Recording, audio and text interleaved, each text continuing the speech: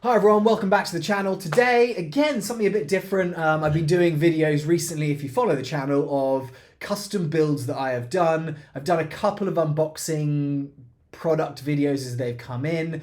But now what I'm actually going to do is kind of like a comparison video. I thought, you know what, it's quite interesting. If I was in the position where I was thinking, hey, I want to get an airsoft gun replica, I probably would want to compare two different options that I'm looking at.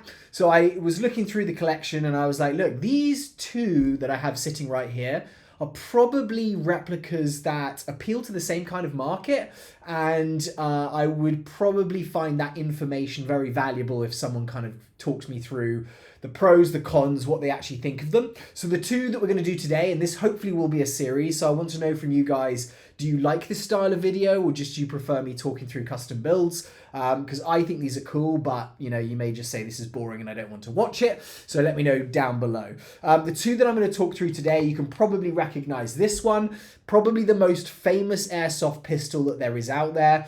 This is the Tokyo Marui Hi-Capa. This is the 5.1 version, so it's their full size, full length version. They do a 4.3. They do a couple of others that kind of only fire full auto, etc. But your main two are going to be the 5.1, which is the full size, and then you have the 4.3, which has a shorter barrel. So this is probably the most customizable airsoft pistol. You have people who use it, and then you have a whole load of a whole different part of airsoft, that kind of more speed softer style, where people, instead of running a primary in indoor fields, they'll just use a Hi-Capa, probably put an HPA adapter on it, and they absolutely love these pistols. So if that's anything to go by, you know, this is going to be a good buy either way. Whatever I say today, let the record of these things speak for themselves, and people absolutely love them. However, I'm going to talk about the base model, and a lot of people don't keep this as the base model. They start playing around with it, upgrading certain parts. So I'm going to talk through that and give you my thoughts. And the other one that we're going to do today is the M9A1 SOCOM, or I think it's the, what is it called? The SOCOM Gear WE is the maker of this. M9A1, this is the SOF, so I think the Special Forces version, and this is a similar price.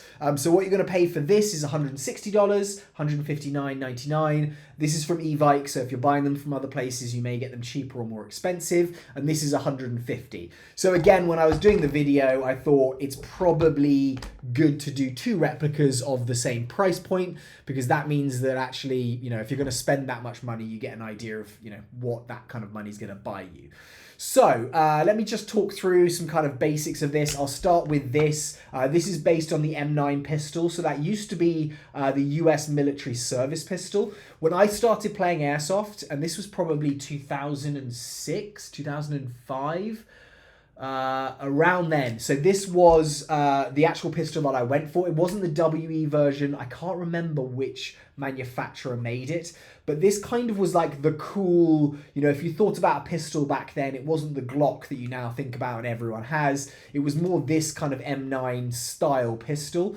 So I actually used to use these, and this was kind of my, I didn't play around with pistols a lot, but this was the one that I would use. And actually when I first moved, when I moved to the US and started getting back into airsoft, and this was start of 2020, the first one that I went and purchased was this, because I knew it, and I thought, you know what, this is a pistol that I really like the look of. And I don't know if you guys agree, but I think it is quite a beautiful pistol.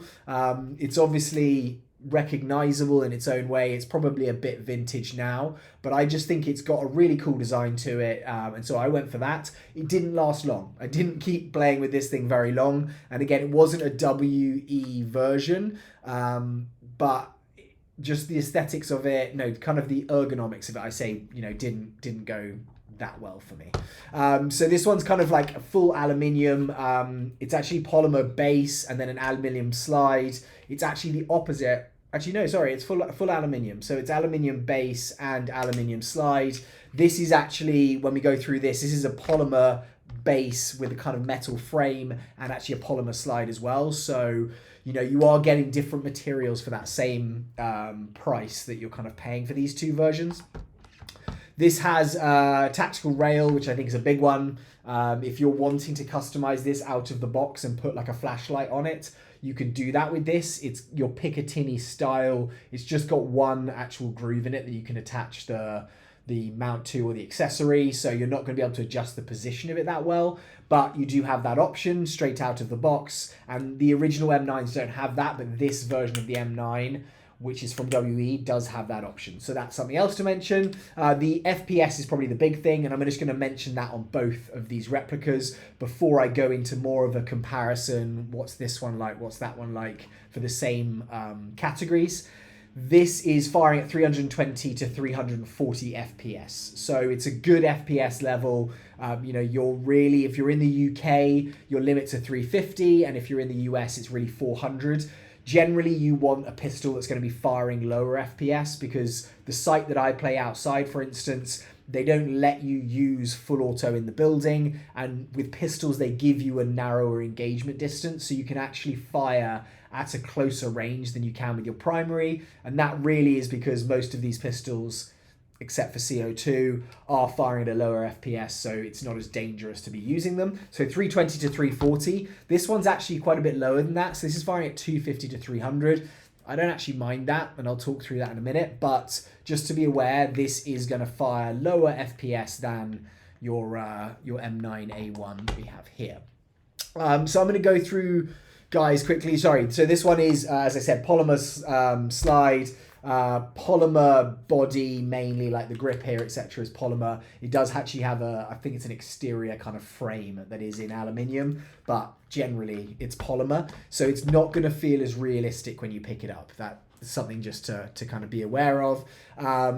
It is an optional 20mm lower accessory rail, so I think you can actually attach an accessory rail onto this. I can't remember when I got this. That was probably in the box, but I didn't put it on, and I can't think now how that would attach.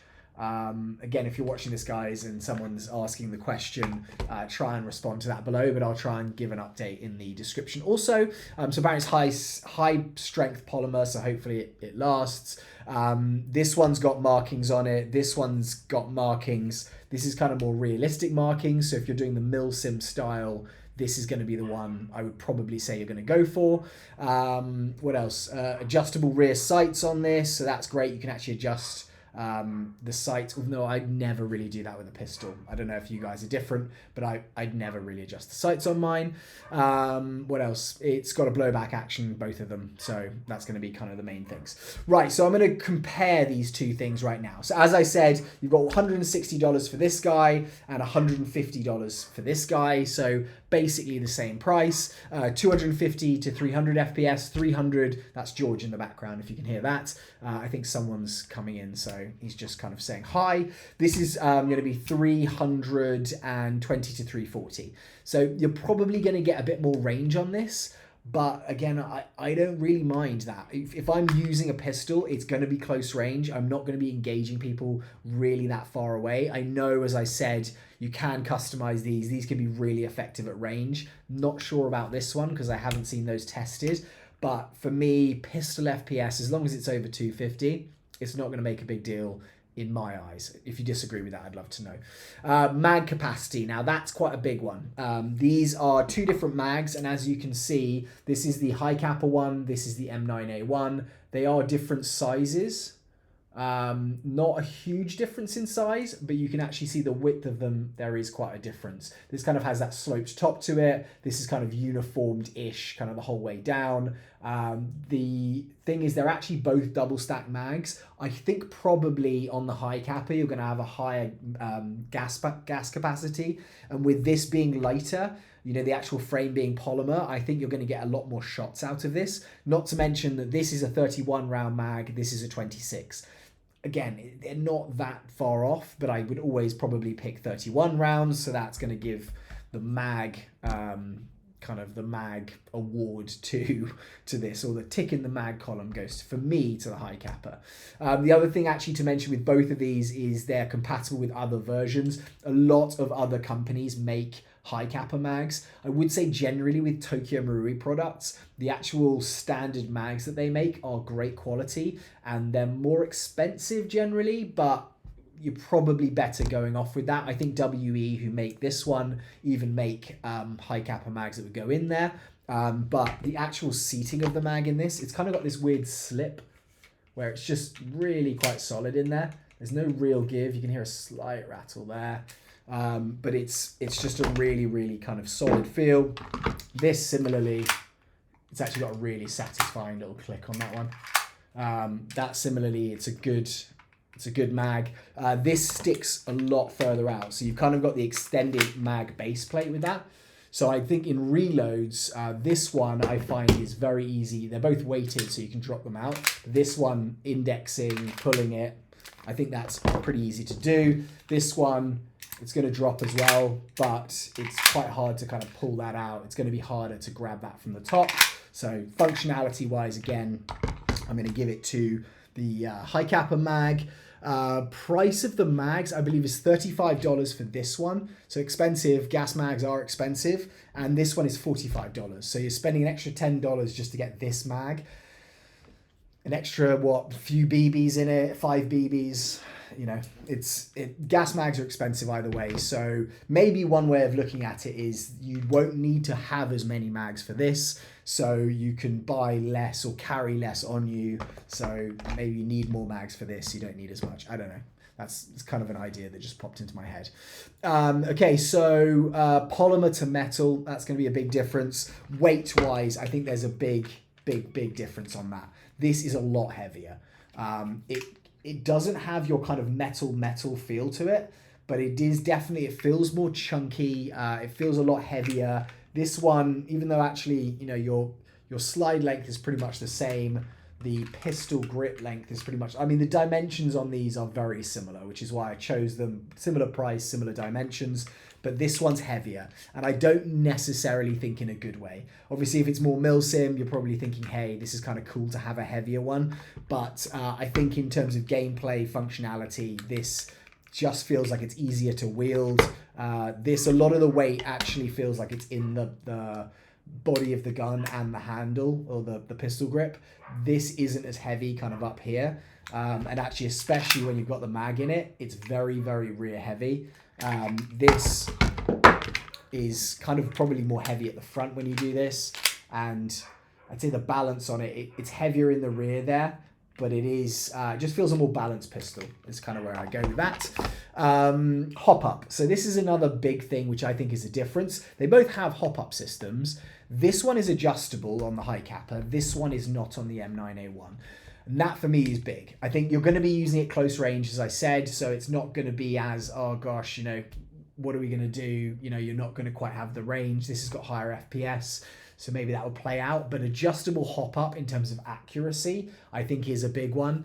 And with this being so customizable, a lot of people who get these will put different slides on them, different bodies. You know, you see some Hi-Capas, there's basically no TM Hi-Capa left of it. It's all different parts that they've put on there. And with that, you're getting a lot of different hop rubbers, hop units that you can change out, inner barrels. So I think that's a big win for this. You know, if you're actually thinking about it, not just for the aesthetic and looking at it for performance, adjustable hop up for me, that's a big one. Sorry, so the wrong prices. This is 35, this is 25.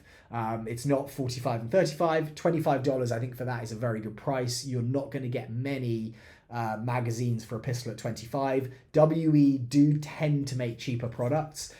You do get some very good WE stuff, but they do have a reputation sometimes of making cheaper stuff that can break more easily. So $25, you know, if you drop it, you get rid of it. It's not going to be the worst thing in the world, but 25 to 35, that's the difference. Apologies for that, guys. I've just gone through and then made the mistake there.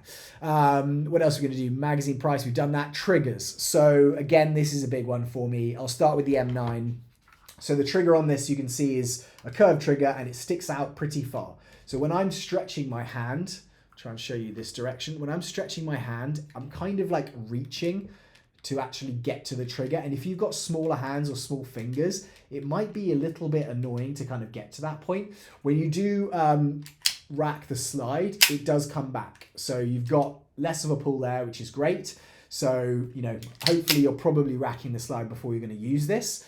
But there is actually an option with this to not do that. It has got the kind of double trigger motion. So you can actually just pull this and it will, kind of like a revolver, which kind of shows that more retro style, it will basically pull the entire way through. Now, functional wise, I think that's kind of good. If you've forgotten to rack your pistol at the start of a game, which I have done multiple times, you obviously do kind of like the fact that you can do that. The problem is there is no BB that's going to be chambered the first time. So if you're thinking, oh, did I rack it? Or you're looking at the pistol, at the trigger like you would on a Glock. You know, when you have a Glock, it's going to be extended out. So it's almost the opposite. When it's racked, it's extended out more. When it's not racked, you know, you can't actually use the trigger. With this, you may have that feeling and be like, right, well, I didn't rack it. So if you did 2 of those, that second motion or action is going to be the one that the BB's been chambered and then you're actually releasing the round, or the BB. So, you know, if you're firing like this, yeah, great. But again, for me, it's kind of a pointless thing because it's got a hammer and these both have hammers. You can actually kind of basically rack it that way. Similarly though, at the start of a game, if you do that, there is no BB chambered. So you really need to rack the slide to start and actually have it in a firing position. So, you know, I'm not the biggest fan of that action because I think it's kind of pointless. The other thing is this trigger for me is so mushy. It's kind of like this is all give and there is like a wall kind of there where you can see that go, but it's just kind of not nice. It's such a long trigger pull for the double action, even on the single action. It's just so much. So I don't like the trigger pull, and that's probably one of the main reasons that I moved on from this and started using other pistols instead. This, on the other hand, is nice. I think it's good. It's not my favorite, and I know you can get different Hi-Capa triggers to put into this. However, we are talking about this out of the box. So with that, you have no movement in the trigger. The trigger's going to be there the entire time. The one thing that I would say with this, it has less pull, but it doesn't really have a wall. So this just goes. It's very, very slight movement, as you can see, to go. So it's snappy, but it isn't like you're kind of pressing, feeling the wall and going. If you're pushing, it's going to go by itself, or it's going to go without warning, like it would do if there was a wall there, you're holding it on the wall and then pulling. So again, this for me goes to the Hi-Capa. There is no double trigger action there. There is the option to pull the hammer back and do that. In fact, I want to check, does that actually allow it to fire? Yes, it does. Okay. So that is an option, but again, you're not going to have a BB chambered. So, you know, it is what it is. So that goes to the Hi-Capa for me, guys, if I was going to pick out of the 2 of them. Safety. Now, safety-wise, I hate this one. It's a very small safety, and it's very hard to like actuate. I don't know if it's just the awkward position, but it's just not easy to actuate, and it's kind of, it is ambidextrous, which is great. But if I'm doing the safety, I'd probably do it that way. You know, you can actually rack the slide with the safety on as well, which for me is a little bit weird. It doesn't lock it, but you have the trigger pull the entire way. It just doesn't engage, whereas that does. So that's got one safety on it. It's fine to safety. That's great. More than kind of a Glock does, really. You know, an actual physical safety. This has actually 2. So you've got the beaver tail here. So unless you're actually compressing that beaver tail, it's not going to allow you to fire. And then you also have this. If I rack that there, you can see here, you have that engagement there. And this for me is a lot more, it's just a lot more feasible to use that. It's a lot easier just to disengage that. You know, I'm a Glock guy now, but I would definitely, safeties wise, pick this. If your safety is engaged, you're not able to actually rack the action. So that's going to stop the trigger. It's not like that's pulling back like the other one, and you're not able to actually recess the slide. So 2 safeties to 1 safety. I prefer these. You know, it's probably, you don't necessarily have to use this one if you've got the beaver tail and it's in your holster. It's not got the threat of going off like it would do if there wasn't a safety. Okay, visuals. I actually weirdly think I prefer the look of this because it's different. I don't see that many M9A1s when I'm playing. I do see a huge amount of Hi-Capas, especially if I'm playing inside. So I don't know. I kind of prefer this. If this was performing like this was, I would probably say, right, I'm going for this. So I don't know if you guys agree. It's going to be an individual thing. I prefer the M9, and again, it's because it's a bit individual. It's a bit different. I like to stand out a bit. It's pretty weird. But I'd pick this. The actual weird thing, though, is the thickness of the grips on this. You can probably tell this is so much thicker, and it's not as comfortable. Again, if you don't have big hands, it's not going to be nice to hold. And it's just, it's too big. This has kind of got the ridges and the edges a lot more. This is very much rounder. And so I feel like that's a lot more solid in my hand than this is. And as I'm doing that, there is a lot more wobble in this Hi-Capa than there is in this M9. This does feel more solid. So that's just something to bear in mind as I'm going through it. Okay, so what else have we got? Weight. As I said, this one is a lot heavier. That could be a plus or a minus for you guys. For me, performance-wise, it's a minus, but bear that in mind as well. Sights on these things. So they're both not great, to be honest. That's the sights you have. If I can show you guys. That's the sights you have. So there's no real markings on the rear sight. You have this white ball on the front. But as we said in the description, this is adjustable. I wouldn't adjust it, but I do think that, I'll show you this one first. These sights similarly have that white ball on the end, but this is very, very small, the rear sight, to try and find it. If I show you guys like a comparison there, I think this is easier to pick up. And because it's that kind of just blank wall, you're not kind of like trying to adjust to find, you know, you could kind of see the white dot on either side of this. That feels like, you know, if you're going to go for it, sorry, this is hard. You know, you're actually just picking it up. You're not going to do that and think that you're in any way aiming in the right direction. So sights-wise, I'd give it to the Hi-Capa, but again, fairly similar. If you put a red dot on this, obviously that would be great. You probably could put a red dot on this, but I haven't really seen that. So again, I give it to the Hi-Capa. Hi-Capa's winning pretty strong right now. This is a weird one that I actually never would use, but it might be something. This one's got an attachment loop. So if you're using like a lanyard, a pistol lanyard, something attached here to your belt, and then, you know, you've got kind of that attachment to the pistol. If it gets pulled out, if you drop it, it's not going to hit the ground necessarily, or you know where it is, you're not going to drop it. I have lost pistols before when I've played. Luckily, they've always been found, and a marshal's brought them to me afterwards. But that is something that this has, you know, and it's kind of out of the way. I don't think it's necessary. I wouldn't use it, but if that is something that you'd like to do or it's important for you, this one's got a lanyard, this one does not, or a lanyard attachment, this one does not. We have mag releases. So this actually, the Hi-Capa, it's definitely more of that kind of performance style pistol, where it's a kind of, it's a big mag catch to release it.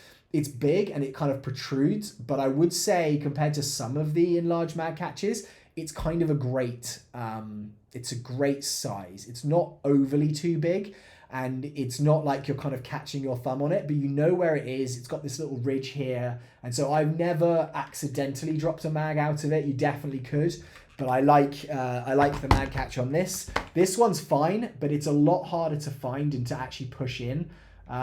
This, as I said, the actual pistol grip on this is pretty fat. So you're almost like having to reach right the way around and just like edge it with the edge of your thumb. So, I don't know, I don't like it as much on this, but it's usable again.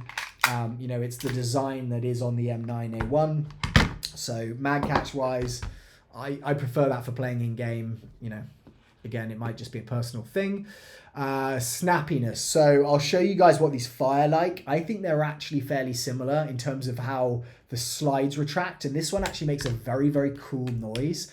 But the trigger makes a big difference, and the trigger pull on this, for me, just makes this feel a lot snappier. It may also be because of the polymer slide, you know, it's so much lighter that when you're firing it, you know, it's giving you that snappy recoil. It's maybe not as heavy recoil. I don't know. So for me, this is snappier, but I'll give you guys an idea. There's your slide lock. This is not ambidextrous in terms of the slide release. Same with this one. So I'll show you here. I'm just going to release the slide, your standard slide release, and then I'll show you guys where you can actually see my pistol, like the actual trigger. So it's great, it's snappy. I think that's a big reason why a lot of people love them and a lot of people buy them. This one, again, it's not bad, and I'll actually retract it so you can see There goes the slide. See, I like the sound of this a lot. It's kind of got that metally chink to it. But it's just that soft pull. I just don't know. I don't really like it that much. If I'm doing this, probably should hold this. You know, you can do it, but I think that this one's going to win that snappiness competition. What else have we got? Rail for attachment. So this is something which we talked about. This has got a rail on it straight away. You could put a flashlight, a laser on it. That's good. This one, I think it said has an attachable one. I don't know if I put that on there. It would be good to be able to have that that actual rail in a 2011 based pistol. But again, you can buy different bodies for this. You can buy so many customizable things that you could easily put it on there. It's just going to cost you more. So you're going to spend more on this, I think, if you're really, really wanting it to get to where it's going to be. You could do that in small, kind of slow pieces, though. So customizable. This is not that customizable. You know, it's a very cool thing, and it's got these kind of weird trades on it, which I don't know if I like or not, which says Special Operation Forces, SOF, which is the name of the actual replica, and then Leave No Man Behind. I mean, it's kind of cool, but to me, having Leave No Man Behind etched on a pistol, I don't like it that much. This one is the most customizable pistol. Maybe the AAP01 now, but this and the AAP01, probably this is going to be so customizable that, as I said, look, this is different, and you know that's kind of why I like it being cooler, that you don't see many of them. You very rarely see two of the Hi-Capas exactly the same unless they're like this coming out of the box. You normally will see different colors, you'll see different attachments on them. There's literally websites, I think Hi-Capa are a company, if you go to their website, all they do is make Hi-Capa parts. So the demand for these replicas is so high that you can customize this so easily. So customizable, yes, not really customizable at all, especially there's no hop-up adjustment. So how hard wearing are they? Now, I use green gas. I'm in the US. I think most people in most countries are using green gas on their replicas. This is a Japanese replica, and it's really built for duster gas, you know, your H134A. So hence the polymer slide. If you're using green gas on it, which is a more powerful gas, it's going to be more wearing on this than it's built for. So just bear that in mind as well. I would say that this is a much more respected build quality company, Tokyo Marui. WE build a lot of pistols, and some of them are phenomenal. Some of their gas blowback stuff is really good, but some of the metal parts in this may crack. So I think probably just based on where I'm playing, you'd think that this would wear out sooner, so you've got those parts you can change it out with. However, you know, the reputation may play into that. So which one's more hard wearing? Probably this one with green gas, but this one, it's Tokyo Marui, and I'm a huge Tokyo Marui fan, and you can change it out. So that's my thoughts on how hard wearing they're going to be. Trades, as I said, this one's kind of got your M9A1 SOF. It's got 9mm on there, which is kind of cool because it's a 9mm pistol, real steel.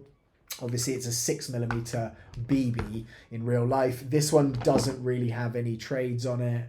Actually, it's got Cal 45. So it's a 45 caliber, if I can get that in the actual frame. Can you see that?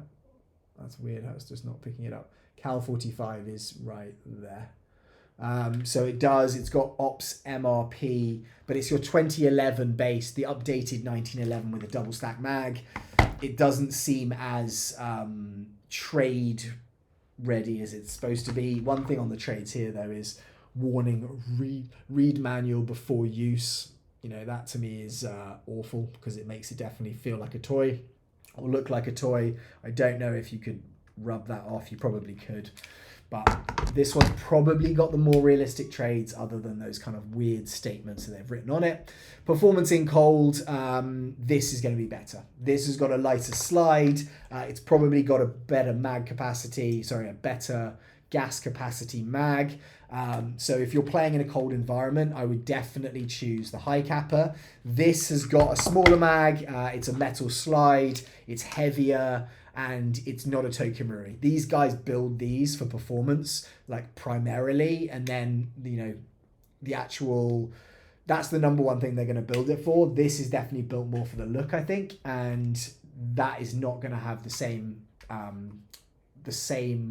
performance in cold weather as this is. So if you're living in a cold environment, that's something to bear in mind. This is fantastic. Other thing I don't really like about this one is the grip. As I've said, it's too thick. So guys, which one would I go for? That's probably the big question. I'll give you guys a couple more fires on this just so that you're kind of getting an idea for it. There you go. Both very loud. That's so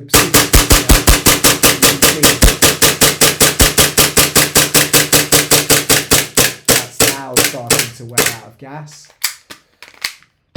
This guy, I actually probably fired this more, so gas capacity. Yeah, I mean, that's going out further. I definitely have a smaller mag. I fired that one a lot more, but those are the kind of feelings for them as you get them. If it was me, I'm going for this. It's $10 more, but the amount of stuff you can do with it is just a completely different level. You know, you can really take this and make it what you want. I think the performance on this is going to be better. The adjustable hop up is a big thing for me, so I would pick this. It probably wasn't that surprising to a lot of you guys, you know, when you saw the title of the video or me intro it. But if you've got $150 to spend, you want to get a gas blowback pistol in this kind of style, I would go with this one. I'd love to know if you guys agree. I'd love to know if you disagree. And if there's anything you think I've missed out in terms of pros, cons on these ones, it'd be great just to hear it. I'll be back soon with another video, and I hopefully will do some more of these comparison videos. If there's anything you think I should compare, then let me know and I'll try and get that on here. Thank you so much, guys. Have a great day wherever you are. Goodbye.